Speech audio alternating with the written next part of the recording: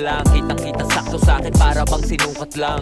Mula sa sulok ako'y literal na kuminang, pero di na bago ng mentalidad na kuninang. Para sa'kin tapos ibahagi sa tumulong. Silang mga dahilan kung bakit biyahe gumulong. Kahit na malabo ngayon aking napalinaw, at yung bumili sa'king ulo buti na pailaw, na tila bagabay sa mga naliligaw. Silbi ay pampainit sa gabing magiginaw. Kaya kapit lang sabi ko wag bibitaw. Darating din talaga yung pag-asa ay lilitaw. Klasiko margaling pembo yung naririnig, na parang hardinero sa utak nagdidilig.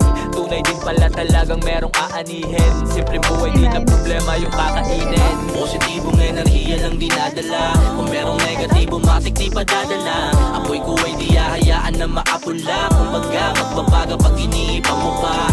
Positibong enerhiya lang dinadala. Kung merong negatibo matik di pa dadala. Apoy ko ay di hahayaan na maapula. Tatlong daliri ay pakiangat sa ere. Angat sa ere. Dahil kalmado ang bahay. Malapit ka sa naka-aim, yeah. Sa naka-aim, yeah. Dahil sa aming gamit na style, oh. Di pa rin naman binago. Ang kagustuhan na manalo. Patuloy na ginagawa ko. Dito. Yeah, bago pa ako nag-invest sa TikTok, madalas ako ma-check up. Wallet ko dati ay laging chine-check up.